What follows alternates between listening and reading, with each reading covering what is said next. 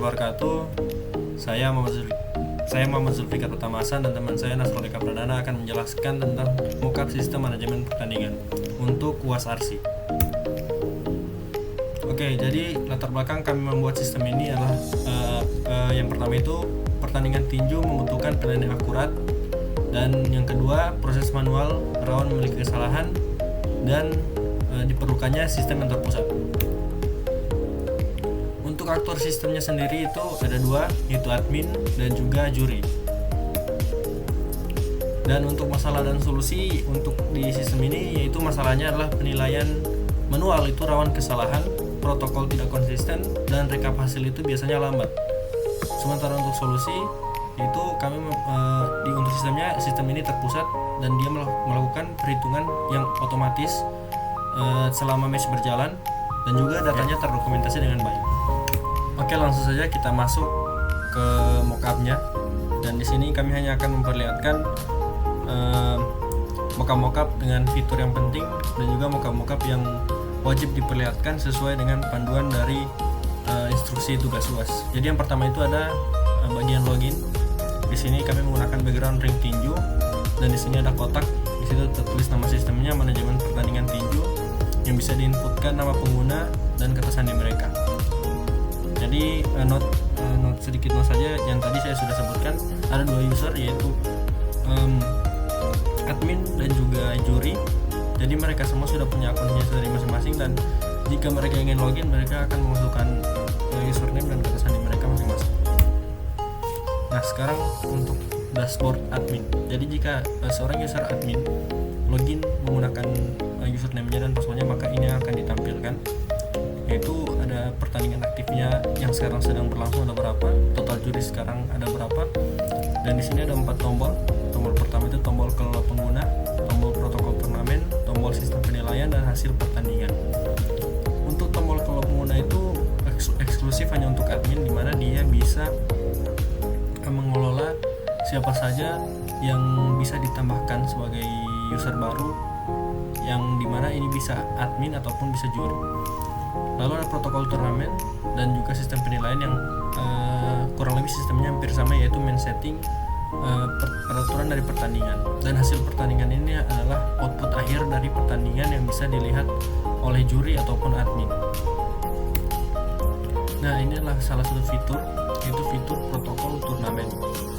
Ini adalah fitur untuk admin, yang di sini dia bisa menginputkan berapa ronde suatu pertandingan, berapa durasinya, dan berapa durasi istirahat, dan dia juga bisa mengisikan kondisi kemenangan. Setelah dia memilih dan mengisi semua, dia akan simpan, dan otomatis data ini akan dipakai untuk pertandingan selanjutnya yang akan digunakan oleh juri. Fitur selanjutnya adalah fitur untuk juri, yaitu dimana juri akan memulai penilaian dari hasil sistem penilaian dan protokol turnamen yang sudah diatur oleh admin. Maka ini adalah tampilan untuk si juri. Jadi tadi si juri sudah menginputkan 12 ronde, 3 menit, dan 1 menit untuk istirahat. Nah, di sini ada tampilan untuk juri, yaitu menunjukkan pertandingan saat ini, siapa saja yang sedang bertanding, dan ronde berapa sekarang. Dan di sini bisa menginputkan nilai ronde 1. Jadi misalkan di ronde 1 petinju nomor 1 ini dia memiliki skor 9, dan di ronde 2 petinjunya yang sudut biru ini memiliki skor 10. Lalu si juri tinggal mengirimkan skor ronde, dan itu akan terakumulasi sampai ronde 12. Dan akhirnya si juri ini bisa mengklik lihat ringkasan skor agar melihat siapa petinju yang menang dengan nilai yang sudah terakumulasi dan dikalkulasi secara otomatis. Dan di sini mohon maaf, terdapat dua checklist pelanggaran dan checklist dua checklist pelanggaran, karena ini adalah dua gambar yang berbeda yang kita screenshot dan kita satukan, jadi dia agak terpotong. Dan untuk checklist ini sendiri dia bisa mempengaruhi nilai. Misalkan jika si petinju sudut biru memiliki nilai 10 tapi dia melakukan pelanggaran, maka nilainya bisa terkurang sesuai dengan sistem penilaian yang sudah diinput oleh admin tadi. Baik, saya akan melanjutkan presentasi dari teman saya. Di sini adalah diagram IRD dari sistem yang kami rancang. Berikut adalah beberapa entitas yang ada dalam sistem ini. Pertama adalah user. User dia memiliki beberapa atribut seperti user ID, nama, password, role, dan juga status. Yang kedua ada score. Dia memiliki score ID, match ID, user ID, dan juga round number. Selanjutnya ada tournament rule. Dia memiliki rule ID, round counts, round duration, dan juga race duration. Terus ada match. Dia memiliki atribut seperti match ID, match date atau tanggal match, rounds total, dan juga status. Dan yang terakhir adalah boxer atau petinju. Dia memiliki atribut seperti boxer ID, nama, dan juga corner. Nah, untuk hubungannya sendiri, entitas user dia memiliki hubungan dengan skor, karena satu user dia bisa memasukkan banyak skor. Yang selanjutnya adalah user memiliki hubungan dengan turnamen rule. Satu user dia bisa memasukkan banyak turnamen rules seperti satu user dia bisa memasukkan banyak turnamen rules. Nah, selanjutnya adalah user ke match. Satu user dia bisa membuat banyak match seperti itu. Nah, untuk turnamen rules dia memiliki hubungan kepada match. Nah, satu turnamen rules sendiri dia bisa digunakan untuk beberapa match. Jadi bisa digunakan untuk banyak match.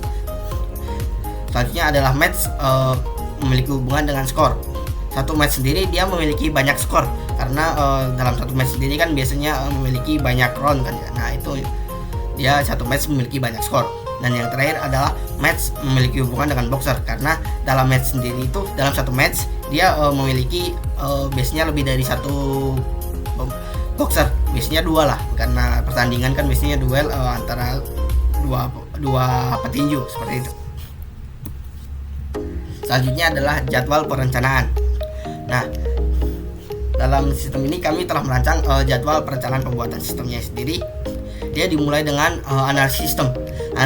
Analisis sistem ini sendiri dia untuk menentukan apa-apa saja yang dibutuhkan dalam sistem, seperti seperti entitasnya apa saja, terus seperti apa yang harus dilakukan sistem seperti itu. Nah, dia dimulai dari tanggal 15 hingga 16 Desember 2025. Selanjutnya adalah pembuatan ERD. Pembuatan ERD sendiri ini adalah hubungan antara entitas yang ada dalam sistem. Nah, ERD sendiri direncanakan dibuat di tanggal 16 Desember. Dia bisa dibuat setelah analisis sistem berakhir atau telah diselesaikan. Jadi dia memiliki ketergantungan bahwa dia bisa dijalankan setelah analisis sistem selesai, seperti itu. Selanjutnya adalah pembuatan desain. Pembuatan desain sendiri ini adalah tahap setelah pembuatan ERD. Jadi dia setelah analisis sistem terus pembuatan ERD selesai, baru bisa dilakukan pembuatan desain, karena pembuatan desain kan juga sesuai dengan analisis sistem dan juga ERD yang telah dibuat. Nah, desain sendiri dibuat sekitar tanggal 17 hingga 19 Desember 2025. Nah, yang selanjutnya adalah pengambilan video. Pengambilan video sendiri pengambilan video presentasi ini sendiri dilakukan sekitar tanggal 20 hingga 21 Desember. Nah, pembuatan video ini hanya bisa dilakukan setelah pembuatan desain selesai. Jadi semua sistem setelah dirancang sesuai keinginan baru bisa melakukan pembuatan video. Nah, yang terakhir adalah pengeditan video. Dia direncanakan sekitar tanggal 20 Desember 2025. Nah, pengeditan video ini adalah tahap terakhir dari jadwal perencanaan sendiri, karena dia akan dilakukan setelah pengeditan video. Nah, baik, begitu saja presentasi dari kami. Kurang lebihnya mohon maaf. Wassalamualaikum warahmatullahi wabarakatuh.